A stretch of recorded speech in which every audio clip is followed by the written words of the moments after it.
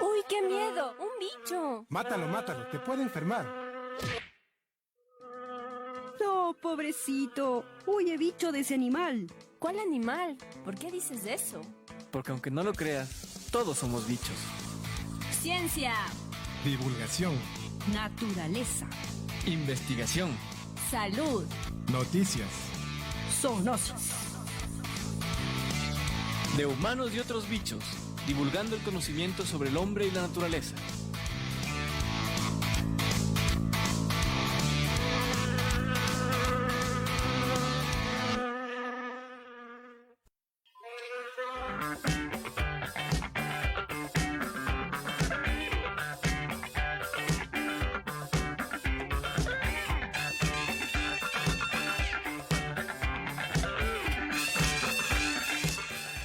La educación científica de los jóvenes es al menos tan importante, quizá incluso más, que la propia investigación.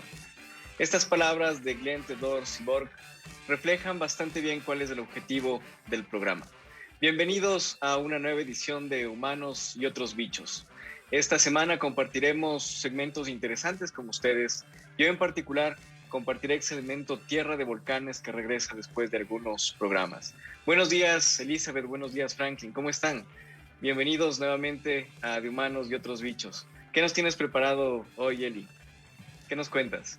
Hola a todos y todas, bienvenidos al programa 203 de Humanos y otros bichos. Buenos días, compañeros, buenos días a todos los radioescuchas que nos están siguiendo el día de hoy. Para hoy les tengo preparado el segmento Ciencia Actual, en donde les hablaré sobre el 1 de diciembre, que es la lucha contra el SIDA. Solidaridad mundial, responsabilidad compartida. Vemos que esta es una de las pandemias que, por, entre comillas, culpa de la COVID-19 está quedando a un lado. Entonces tenemos que retomar estos estudios, estas investigaciones para poder erradicar de alguna manera o al menos controlar de mejor manera esta enfermedad. Nuevamente, bienvenidos a todos y todas, bienvenidos y muchas gracias por estar con nosotros. Frank, ¿qué nos tienes preparados para hoy? Hola Eli, muchas gracias. Muchos saludos a Elizabeth y a Alfonso y también a Sandrita y a Jime, que el día de hoy no nos han podido acompañar en el programa de Humanos y otros bichos. Están de salida de campo, mucha suerte para ellas y que retornen pronto a la ciudad con mucho material para realizar investigación. El día de hoy les he preparado el segmento Chutan y Sabes, en donde voy a hablar acerca de una actividad que ha apoyado mucho en el campo de la ciencia. Hablaré sobre el buceo. Está muy interesante, así que no se la pueden perder. Y Alfonso, ¿qué nos tienes en la bicho pregunta para el día de hoy? No está Jimena el día de hoy, como bien mencionó Frank, está trabajando en el campo, pero en honor a ella hemos preparado la bicho pregunta. Espero haber estado a la altura de las anteriores bicho preguntas. A ver, estén atentos los internautas y también ustedes, compañeros, que no tienen la respuesta por ahora. Que no sea muy difícil, ¿Cómo por puede? favor. No está difícil. ¿Cómo puede sobrevivir alguien que cae de un edificio de 50 pisos? Nuevamente, ¿cómo puede sobrevivir alguien que cae de un edificio de 50 pisos? Vamos a recibir las respuestas de parte de los internautas en las redes sociales en este momento y también estaremos atentos a ver si es que al final del programa alguien tiene la respuesta. ¿Cómo puede sobrevivir alguien que cae de un edificio de 50 pisos?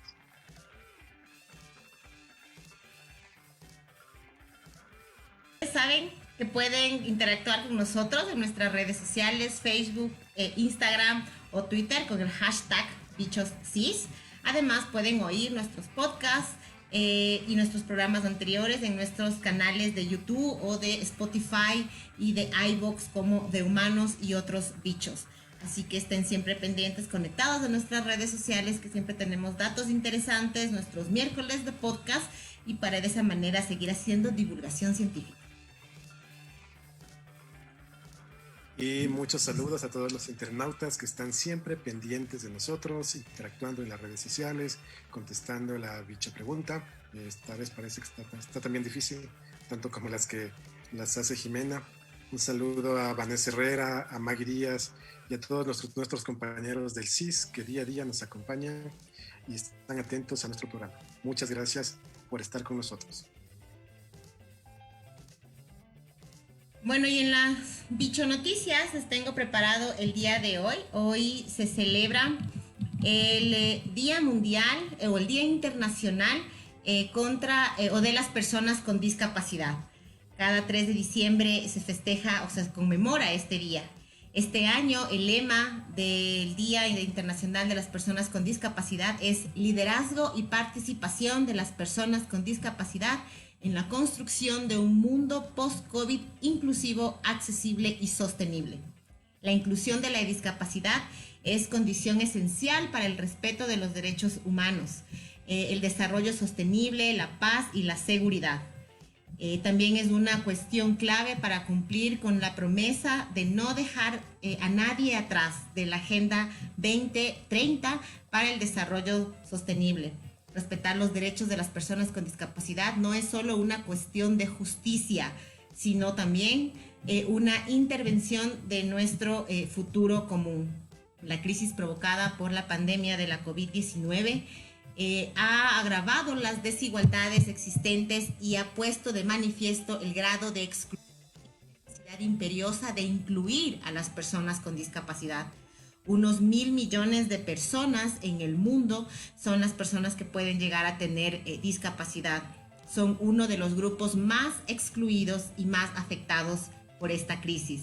Así que en este que es el Día Internacional de las Personas con Discapacidad, vamos a generar conciencia con respecto a ellos y recuerden que debemos hacer un mundo post-COVID inclusivo, accesible y sostenible.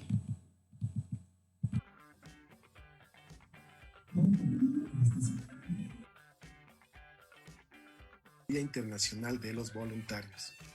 Este día supone una oportunidad única para agradecer todos los esfuerzos realizados por los voluntarios y sus organizaciones, así como promover sus valores y dar a conocer los logros que consiguen en sus comunidades, ya sea a través de organizaciones no gubernamentales, las ONGs, agencias de las Naciones Unidas, organismos gubernamentales o del sector privado. Especial mención merece el Programa de Voluntarios de las Naciones Unidas, que no solo moviliza a miles de voluntarios cada año, sino que contribuye a la paz y al desarrollo a través de la defensa y el reconocimiento de los voluntarios mediante la creación de alianzas con asociaciones para incluir a estos desinteresados colaboradores en los programas de desarrollo. En los últimos meses, cuando la pandemia por COVID-19 arrasaba por todo el mundo, los voluntarios han estado en primera línea de la respuesta en el campo sanitario, comunitario y social. Los medios de comunicación mundiales les han dedicado miles de titulares, han reconocido la labor de los voluntarios en diversos aspectos, han ayudado a proporcionar atención médica, a hacer la compra para los vecinos vulnerables o a llamar a las personas mayores que viven solas. Así que felicitaciones a todas esas personas desinteresadas que ayudan a sus comunidades.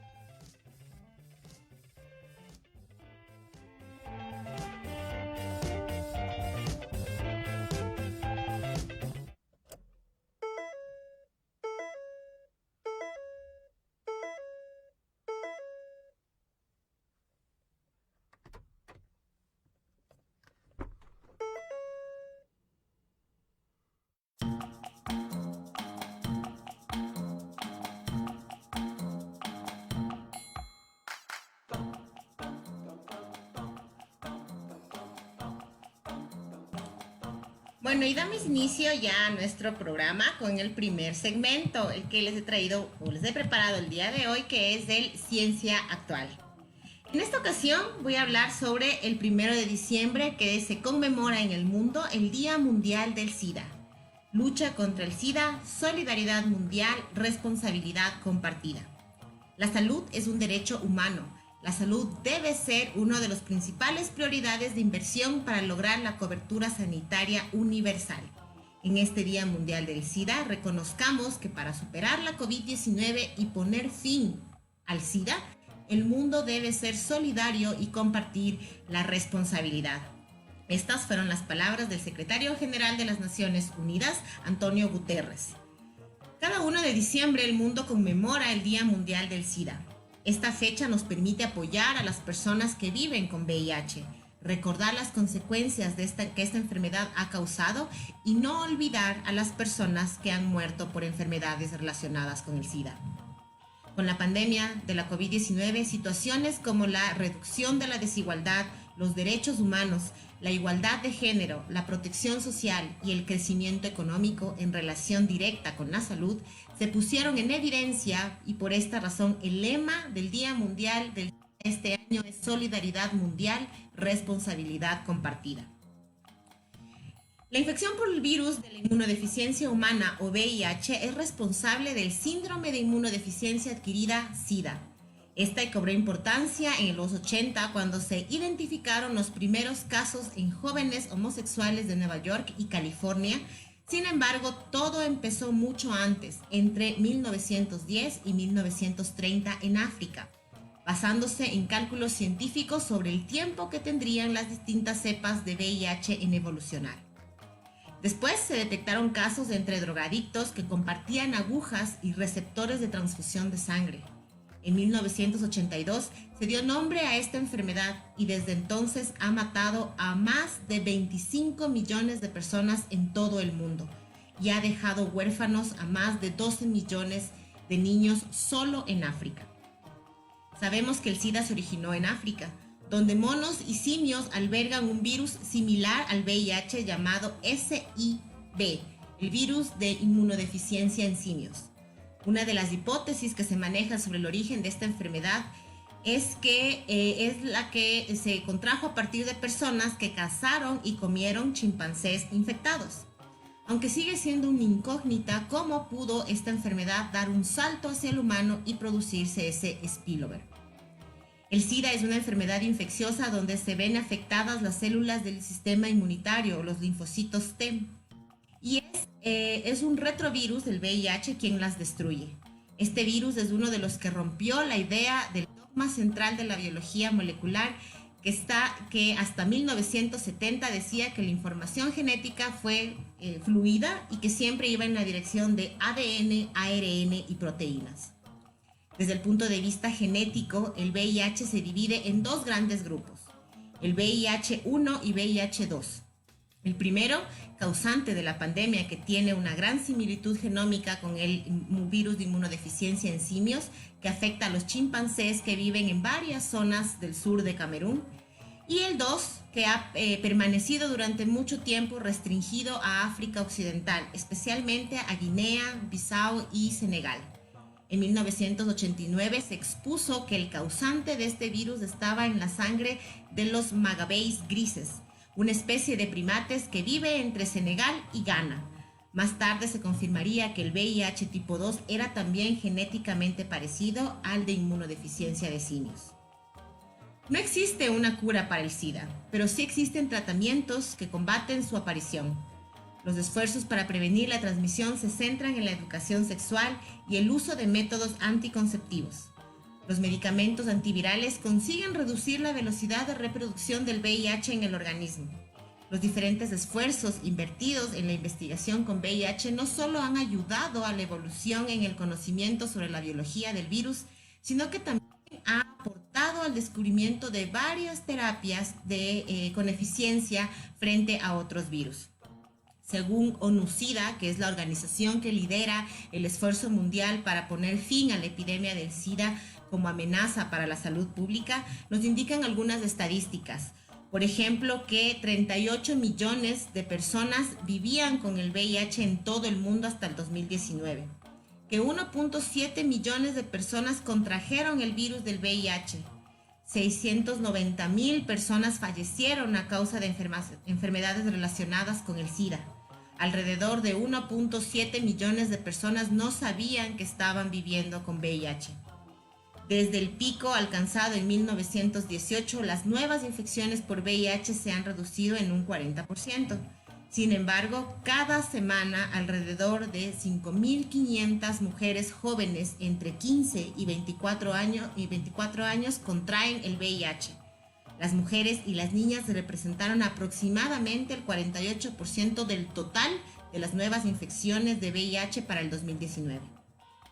La tuberculosis sigue siendo la principal causa de muerte entre las personas que viven con el VIH y representa alrededor de 1 de cada 3 muertes relacionadas con el SIDA. En la actualidad, el SIDA es una pandemia global que afecta a todos los países del mundo. Generar conciencia y educación en las personas, eliminar el estigma y la discriminación para poner a las personas en el centro de la pandemia, basar nuestras respuestas en los derechos humanos y adoptar enfoques con perspectiva de género podrían mitigar este impacto. Esta información fue tomada de la página de la Organización Mundial de la Salud, de también la empresa o la fundación que les mencionaba que se encarga del esfuerzo mundial para poner fin a esta pandemia que es ONU-SIDA. Espero que cada 1 de diciembre todos generemos conciencia sobre esta enfermedad. Espero les haya gustado esta información. Esto fue Ciencia Actual.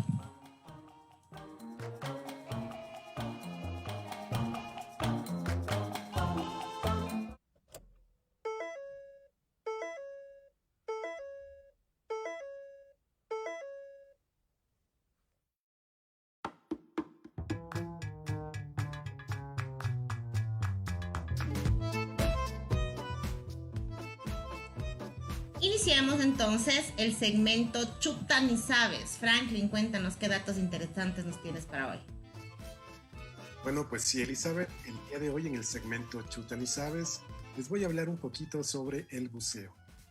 Esta es una actividad que a través de la historia ha contribuido con aportes científicos, geológicos, arqueológicos y de investigación en general.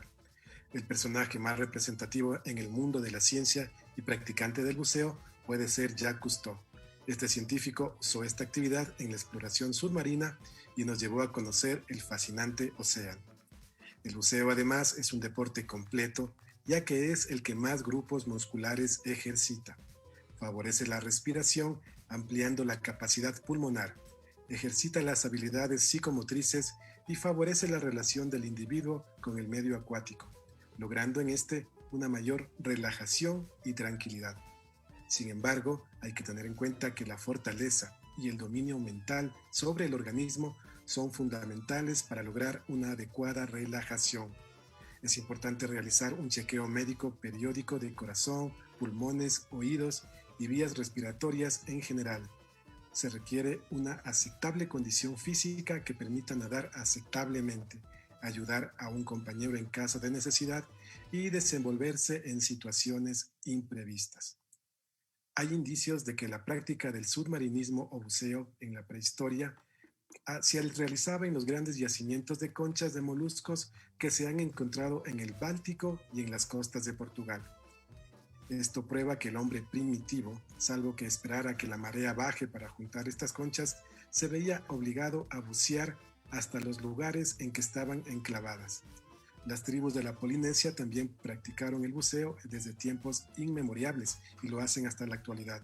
Estas tribus usaban unas primitivas pero prácticas lentes submarinas. Estaban formadas por un armazón de madera sosteniendo una lámina transparente de caraí u otro caparazón de tortuga marina.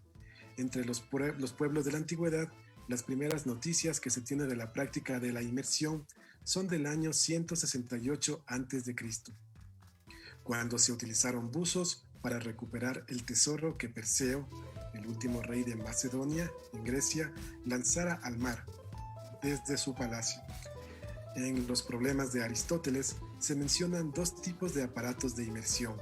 Uno de ellos es la leveta, un antecedente de la campana de buzo, que consiste en un gran recipiente metálico que se coloca invertido en el agua, lo que permite aprisionar en su interior el volumen de aire que su capacidad admita. Uno o más buzos se acomodan en su interior, desde donde realizan salidas al fondo del mar. El otro instrumento mencionado es un tubo respirador muy parecido al actual snorkel. Aunque la Edad Media vivió de espaldas al mar, es en esta época tan poco marinera en donde se encuentra al extraordinario buceador Nicolás, conocido como el Pez, cuyas proezas submarinas fueron inmortalizadas por Federico Schiller en su balada del buceador y como personaje del Quijote de Cervantes con el nombre de Peje Nicolau. En el Renacimiento, el polifacético genio Leonardo da Vinci diseñó un par de aparatos de buceo. El primero consistía en un simple tubo similar al del actual snorkel, y otro diseño muestra un casco completo con antiparras y un tubo respiratorio en una especie de capuchón con púas que hacían de defensa natural contra posibles depredadores. Una variante representa un voluminoso recipiente de aire sobre el pecho del buzo conectado a una máscara que le cubre parte del rostro. El más perfecto de sus diseños consiste en un traje completo de buzo, clasificado por otros actores como equipo que cubre todas las necesidades vitales y las exigencias especiales que un hombre puede necesitar bajo el agua. En la actualidad, se cuenta con equipos de primera generación en cuanto a vestimenta, orientación y provisión de oxígeno. Su aporte en el campo científico se incrementa cada día más. Esperando que este segmento haya sido de su agrado, les espero en una nueva entrega del Chuta Ni Sabes.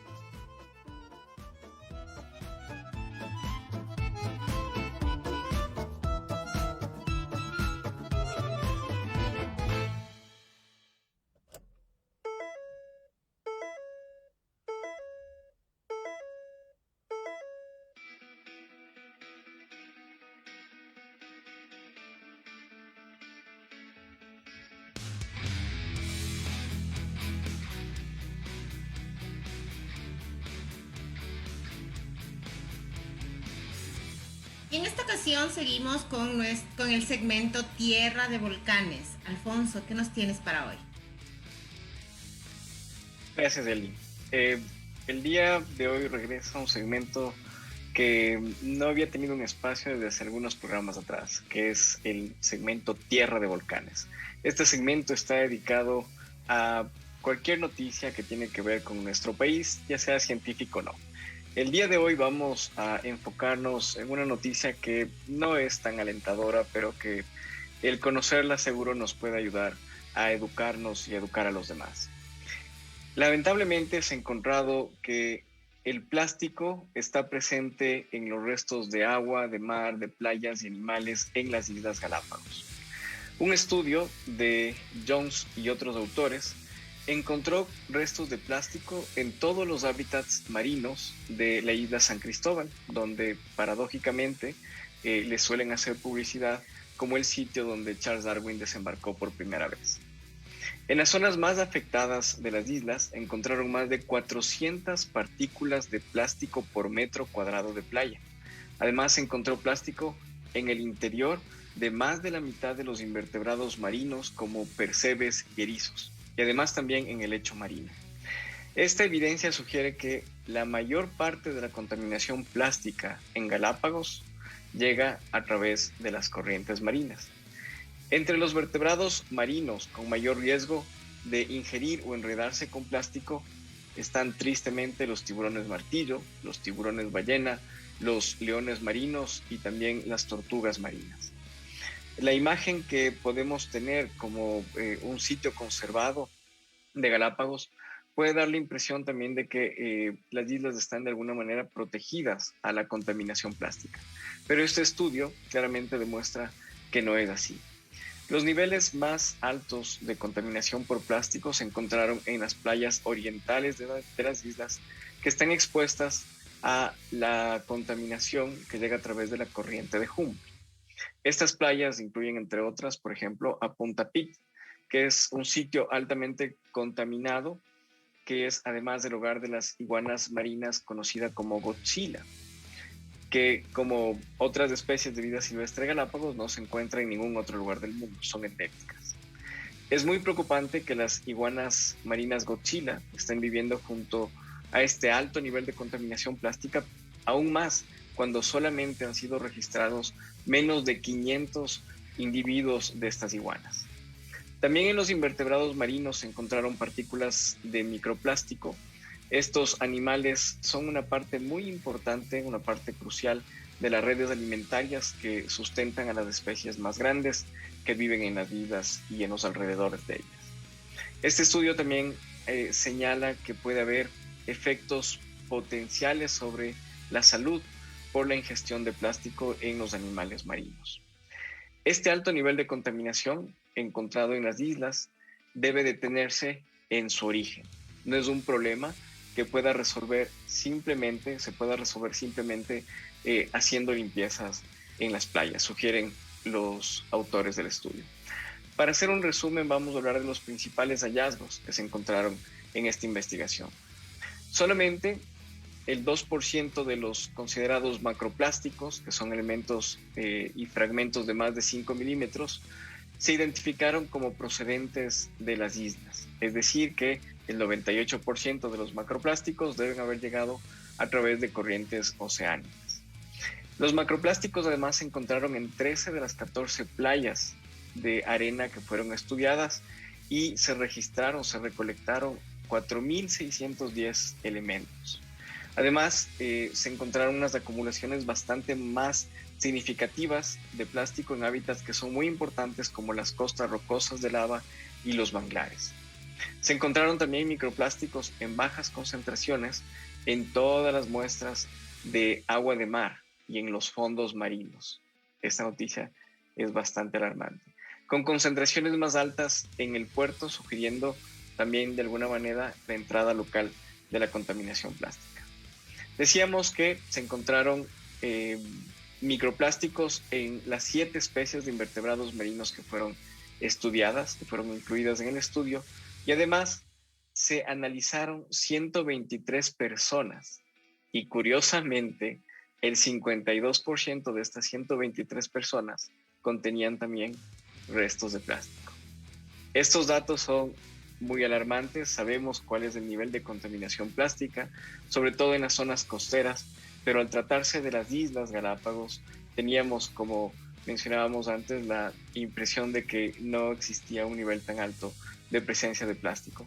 Este es solamente una llamada de atención para conservar, para primero tomar conciencia y conservar estas islas también desde el continente. No solamente los habitantes de las islas son responsables de su conservación, sino también quienes vivimos en el continente, que como acabamos de ver, tenemos un impacto directo en la conservación que tienen las diferentes especies de la isla.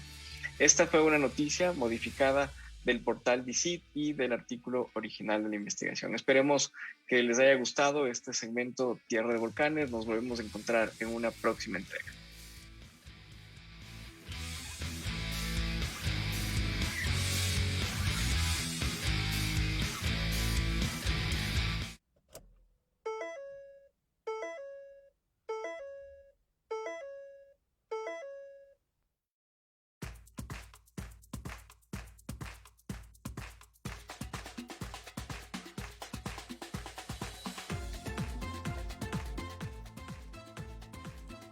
Bueno, iniciamos ahora también el ¿Sabías qué?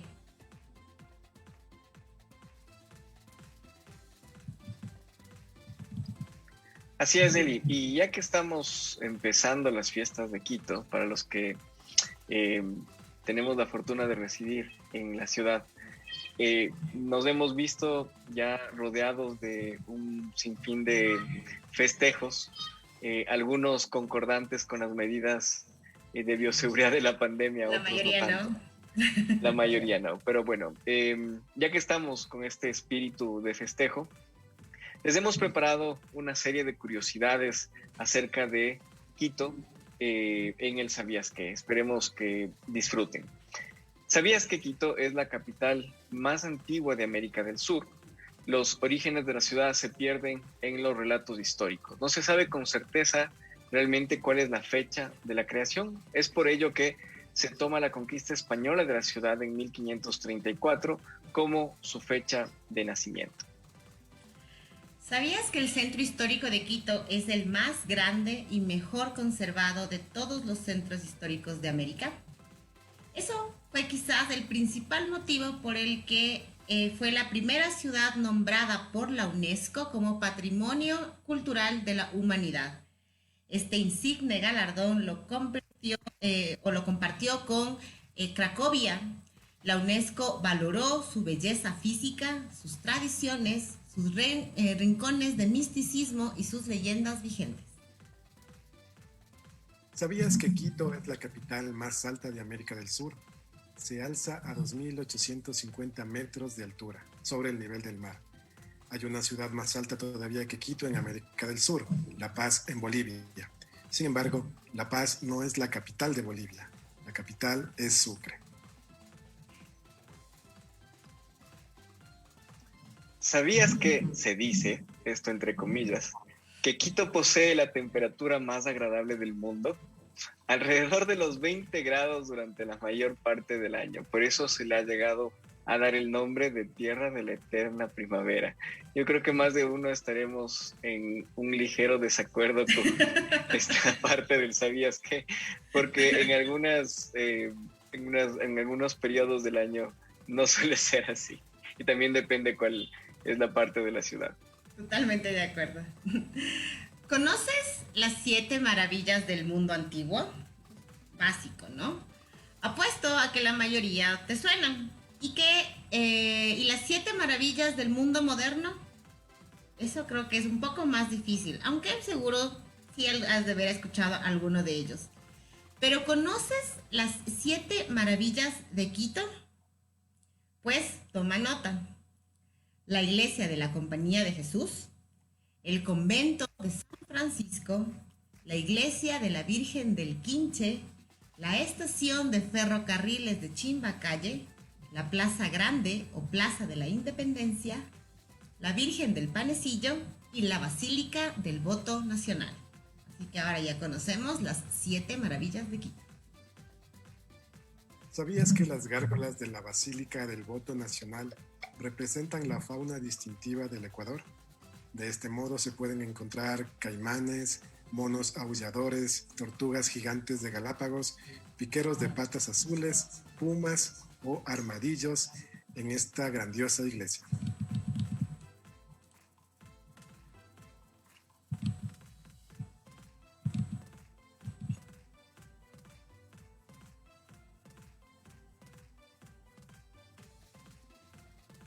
¿Sabías que uno de los sobrenombres por los que era conocido Quito es la Florencia de América?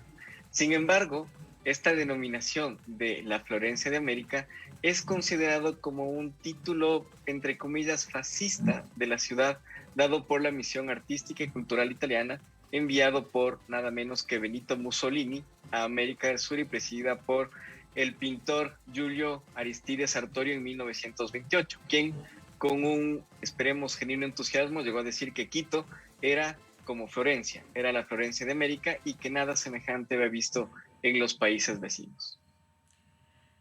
¿Sabías que la Virgen del Panecillo o Virgen de Quito es la única virgen del mundo con alas? Pues sí, su estatua divide al norte y al sur de Quito. Y en la película ecuatoriana A tus espaldas, dirigida por Tito Jara, se habla de esta división. ¿Sabías que el español Francisco de Orellana partió desde Quito en busca del tesoro de Atahualpa? A este tesoro no lo encontró ni él ni nadie. Muchas han sido las teorías y leyendas sobre el oro de los incas. Sin embargo, figura en los libros de historia como el descubridor del río Amazonas. Hay muchas expediciones que se han hecho para buscar el tesoro de Atahualpa y muchos que no han vuelto de esas expediciones también, muchas historias interesantes. Entre las diversas escenas que nos podemos encontrar en nuestra ciudad, ¿sabías que en Quito te puedes hacer una limpia espiritual alejando a tu cuerpo de todo mal? Por ejemplo, en el mercado de San Francisco. En este lugar se podría encontrar a una amable mujer que te azotará con ortigas y te escupirá alcohol mientras quema una madera realizando plegarias a Dios, situándose esta práctica entre la cultura prehispánica y pagana con la posterior influencia cristiana. ¿Quién no se ha ido a hacer una limpia en el mercado? Esa me parece que es una pregunta retórica. ¿Sabías que a Quito se le atribuye el descubrimiento del Amazonas? Ya que desde la ciudad partió el español Orellana. Tal es la importancia otorgada por los quiteños que en la pared exterior de la catedral hay una placa conmemorativa del acontecimiento. ¿Sabías que en el centro de la Plaza Grande se levanta un majestuoso monumento de mármol como homenaje a los próceres del 10 de agosto de 1809? El diseño original fue pintado por el artista italiano Juan Bautista Minghetti, pero sería rediseñado por Lorenzo Durini, quien mandó a esculpir las figuras de bronce que acompañan a la pila de mármol en Europa.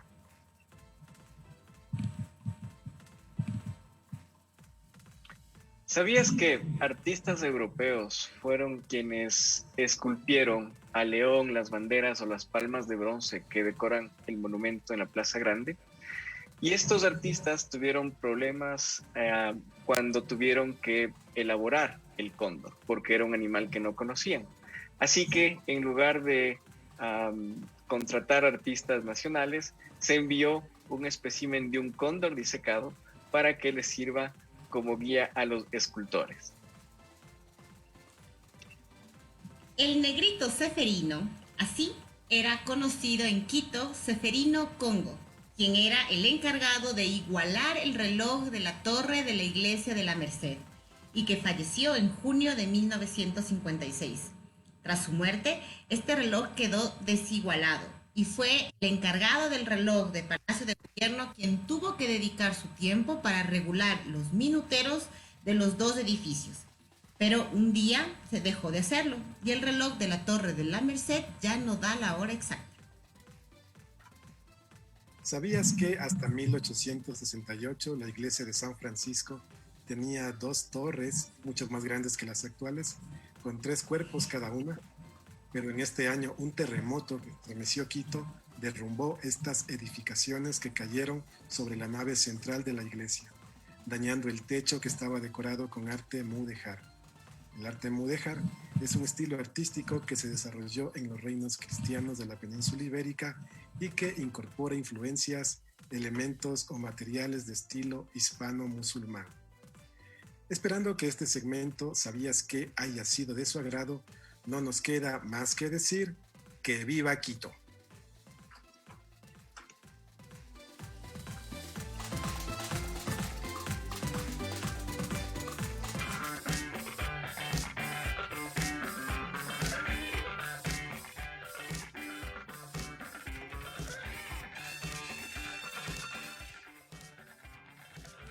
Y bueno, como siempre, pues hemos llegado al final de nuestro programa el día de hoy. Bien decía Alfonso y Franklin al inicio, no tuvimos a Jime con la bicho pregunta, pero Alfonso nos trajo una más difícil, creo yo. Así que, Alfonso, ¿cuál es la respuesta? De verdad que no tengo ni idea. No sé si tenemos alguna respuesta. Estoy revisando, déjame ver en las redes sociales si es que alguno de nuestros radioescuchas lo ha puesto. No ha puesto nada. Yo creo que es porque es muy difícil. La vamos a repetir antes de dar la respuesta. ¿Cómo puede sobrevivir alguien que cae de un edificio de 50 pisos? Porque salta con paracaídas. Es una posibilidad, pero no se considera paracaídas en el acertijo, en la bicho pregunta. La respuesta sería que si cae del primer piso podría sobrevivir, porque se dice que el edificio es de 50 pisos, pero no que cae del piso número 50. Esta ha sido la bicho pregunta del día de hoy. Como mencionábamos, un homenaje a Jimena y las bicho preguntas que tenemos semana a semana. Esa es una bicho pregunta con trampa. Ya te estás pareciendo a Jimena con eso. Las bicho preguntas con trampa. Bueno, muchas gracias a todos y todas por habernos acompañado el día de hoy. Como les decía, recuerden que hoy es el Día Mundial de las Discapacidades. Cuando un no puedo ir a tu reunión significa en realidad no sé si tendré fuerzas o si me sentiré bien ese día. Esto sucede a personas con enfermedades autoinmunes y con dolor crónico y también son discapacidad, aunque no se perciba. No todas las discapacidades son visibles. Que no sea o que no se vea o no se note no significa que no exista. No juzgues lo que no se ve. en este Día de las Personas con Discapacidad. Vamos a unirlas a todas ellas y, como les decía al inicio del programa, debemos generar un mundo post-COVID inclusivo, accesible y sostenible. Muchas gracias por habernos acompañado el día de hoy. Nos vemos el próximo viernes. Muchas gracias, internautas, por estar atentos a nuestro programa. Sin duda que la dicha pregunta de Alfonso estaba muy parecida a las preguntas que realiza Jimena. Y recuerden esta frase muy importante que dijo Albert Einstein: la mente es igual que un paracaídas, solo funciona si se abre. Así que estén abiertos a cualquier posibilidad, estimados internautas, y acompáñennos el próximo viernes. Hasta la próxima semana. Qué buena frase, Franklin, gracias por compartirla. Esperemos que se hayan recibido este programa con la mente abierta. Les deseamos una semana llena de noticias científicas. Nos volveremos a encontrar el próximo viernes en este espacio dedicado a el conocimiento del hombre y la naturaleza. Muchas gracias, Elizabeth y Franklin. Esperamos la próxima semana contar con Sandra y Jimena para estar el equipo completo. Nos despedimos, internautas, con nuestra frase ya emblemática: y que la ciencia triunfe.